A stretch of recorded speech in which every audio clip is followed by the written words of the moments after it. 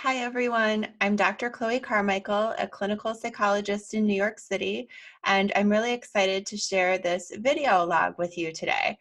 This is my first video log. I have done a lot of television appearances and I've written a lot of blogs, but I've never actually done just a video log like this. So this is my first time doing it. I'm really excited to do this with you. And what a fitting thing that the topic of this video log is my 5-step plan to achieving any goal. So just so you're aware, what we're about to see is also available on my website and on the Psychology Today website as well, where I'm a contributor.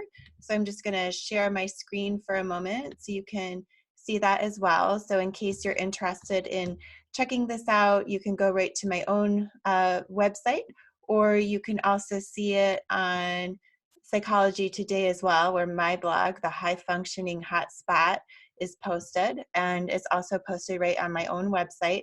But as I mentioned, I know a lot of people don't really like to necessarily read a blog, and there is something I think special about hearing and seeing someone actually explain the material to you. So that's what we're going to be doing here today.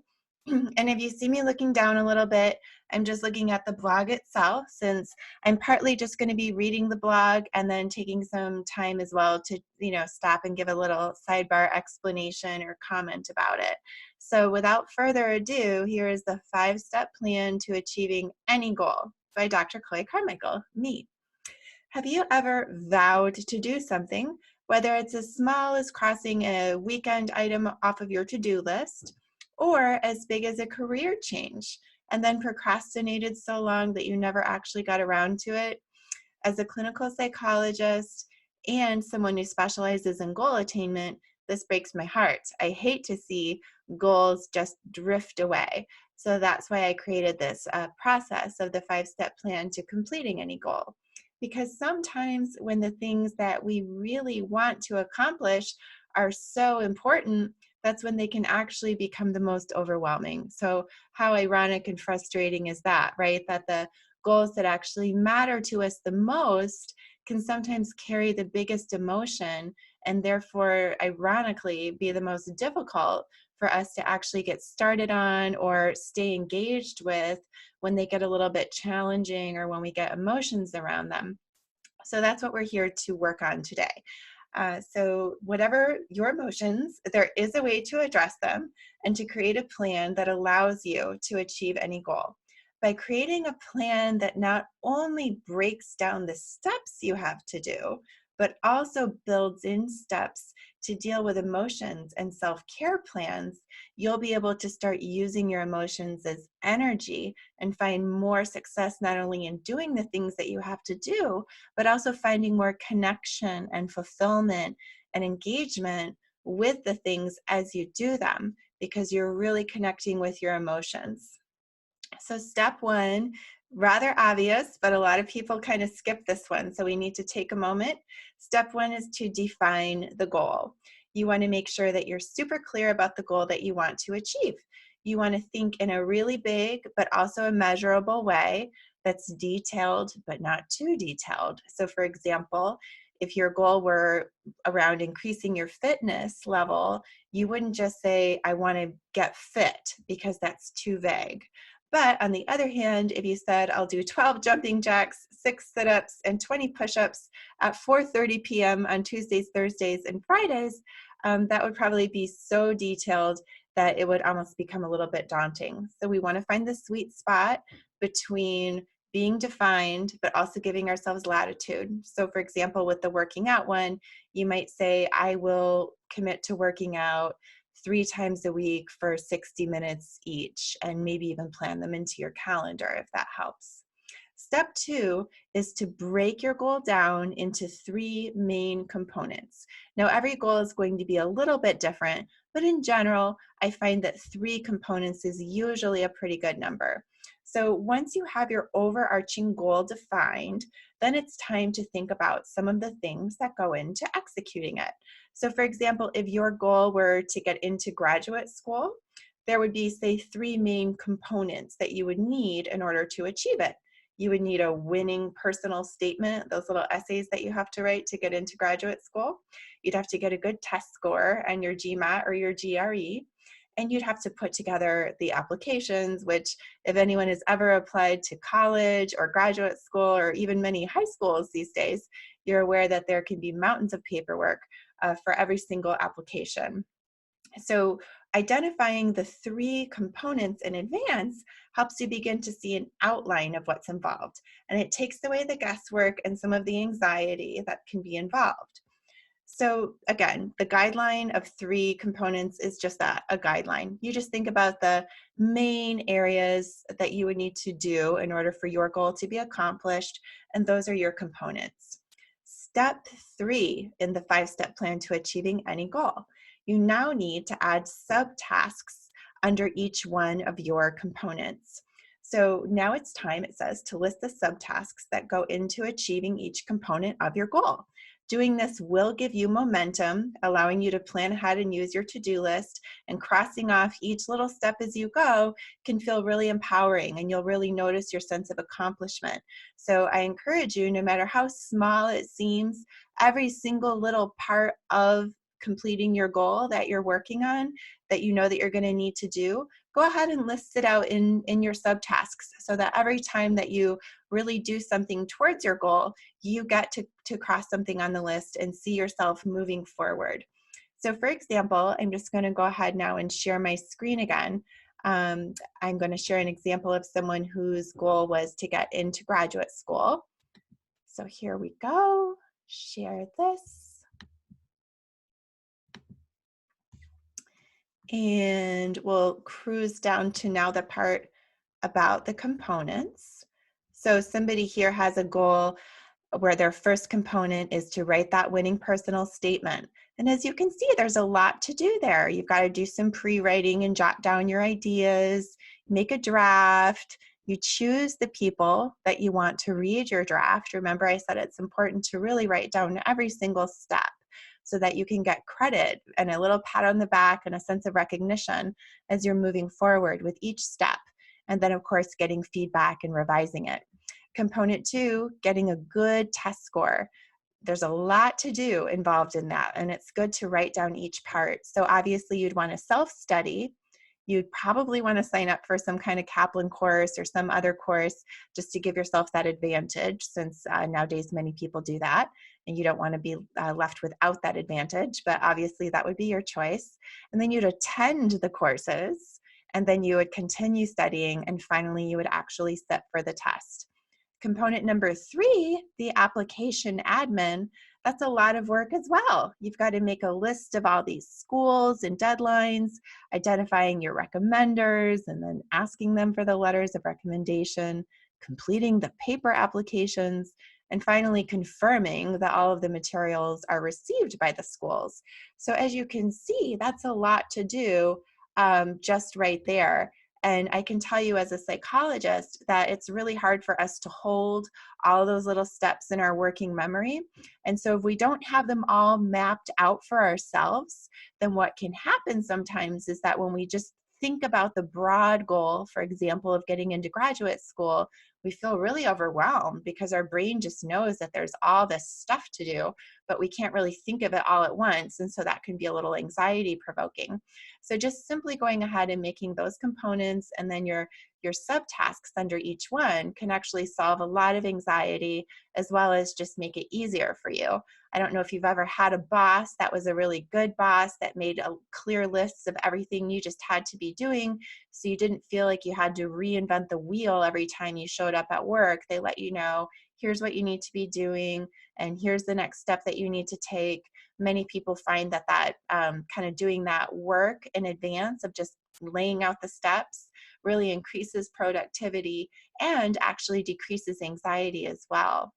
So step number 4, now what we do is we organize our tasks into a timeline. I'm just going to go ahead and maybe share my screen there just for a moment as well, so you can see how these look once we actually get them organized into a timeline. This one's a little too small, so I'm just going to go ahead and make it bigger.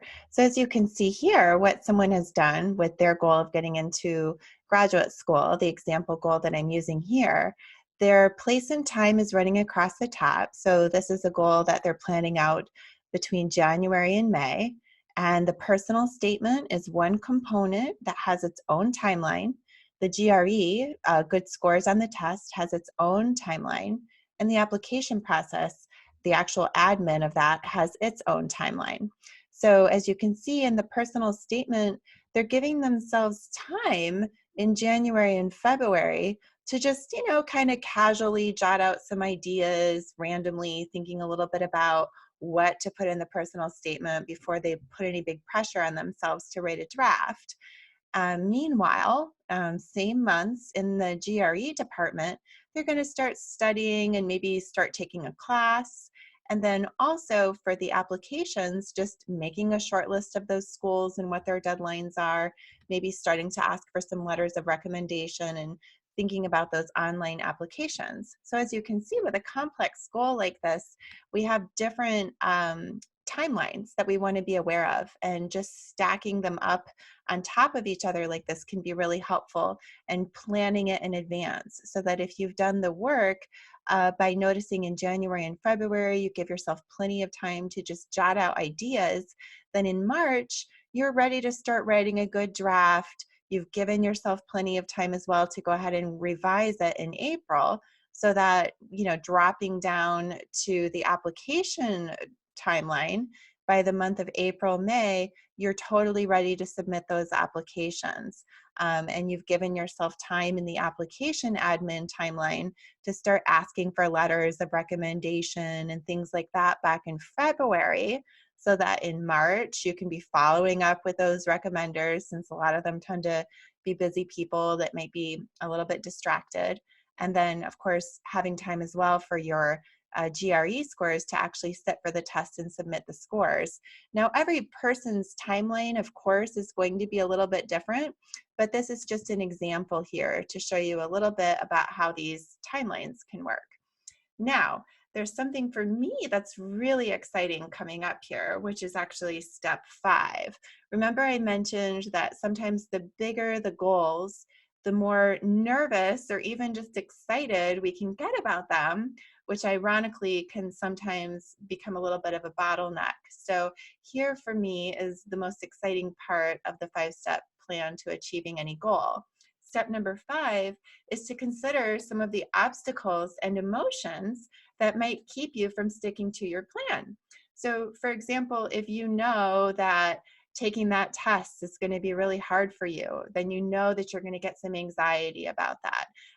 Or if you know that writing the personal statement, it's really hard for you to talk about yourself and you get really vulnerable, then naturally you could be experiencing some vulnerability around that. So I'm going to go ahead and share my screen again.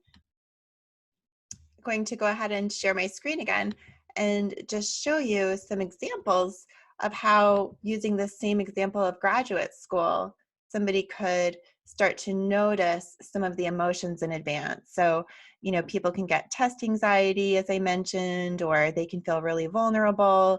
They can feel a sense of competition, right? Even boredom, frankly, some of those long, tedious applications, they can be a little boring, or maybe you feel isolated if you're doing this all by yourself. The idea is that once you've just taken some time to really plot out all of the tasks and the subtasks that are involved there in the earlier steps, you now just have the chance to look at those tasks and ask yourself, what are the emotions that come up for you as you start thinking about those tasks?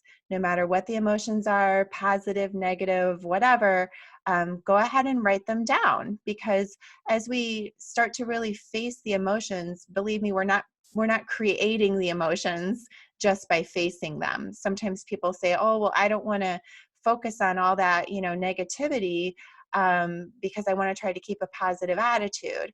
And that makes a lot of sense to a certain degree. However, if we don't actually give ourselves to acknowledge some of the stress and some of the issues that, could come up for us, then we prevent ourselves from having the chance to practice some self-care. So I promise we're not going to just come up with all, acknowledging this anxiety and then just say, okay, well, there it is. Now we just sit with it. I'm definitely not a psychologist that encourages people to just, sit with their feelings. So the good news is that once we notice all of the emotions that we have around these, then the beauty of it is that we can now start creating some self-care plans around those emotions. So for example, if you're someone that does get test anxiety and you're brave enough to face it and write it down as one of the emotions that come up when you look at your plan of the steps you need to take to get into graduate school, then the good news is by you facing that in advance, you can start layering in some self-care plans. Like for example, maybe, learn some test anxiety techniques, or order some of your favorite foods, or have your favorite friends to study with you, just finding ways that you can start to decrease that. Certainly if you're somebody who feels a lot of vulnerability and pressure around the personal statement, recognizing that it in advance empowers you to do something like maybe ask a friend to come and interview you for your personal statement and just ask you a little bit about your life and your journey and what makes you think that you want to go to graduate school, and have that friend, write down what they think are some of the highlights. So that way it can help take some of the pressure off of you. Also, if you're feeling, say, for example, afraid of feeling judged, it can help to just have a really supportive friend be the person who reads some of your first drafts. The idea again here is just to remember that doing this exercise is not going to create the feelings or the emotions. Doing this exercise is just simply going to help you to address the feelings and emotions that otherwise, if left unaddressed, could become obstacles or stop you from really connecting. So even, for example, with a sense of excitement, sometimes people just get really excited about big goals, and that can almost be a little bit overwhelming. So planning, for example, in this situation, someone says, well, I'm going to go ahead and plan a big celebration for myself on the day that I submit my last application. And you'll see here what people are doing when they do this kind of stuff is they're taking something that originally seemed like a negative, like, oh, feeling insecure about what could I write in my personal statement. And then they're using that insecurity as a way to actually stimulate themselves to find energy and connection. For example, by asking a friend to interview them and help them a little bit to get the ball rolling on some ideas, they're not only going to actually accomplish the task better of doing the personal statement, but they're going to have more fun doing it. They're going to use their support network in a strategic way and stay connected with the people around them. So the 5-step plan to achieving any goal not only helps people to achieve the goals just, more successfully, but it helps them to do it with a greater sense of fulfillment, which for me as a psychologist is one of the most important things that we can possibly have. Now, I do want to share one more thing with you as well, which is the final step that we do after we have, let's see here, I'm going to go ahead and pull this up. After we have all of the self-care plans layered in, then what we do is we go back to the timeline and we actually write them in there. So that way you have everything contained on one simple worksheet. So what it says here, in case it's too small for you to see, is that it says, practice some free writing exercises, or have a friend interview me, as the self-care plan around jotting down the personal statement ideas, or sitting for the test. If you notice that that part brought up a lot of anxiety for you, then you actually write down your self-care plan, which is that you're going to learn some test taking techniques and anxiety management techniques.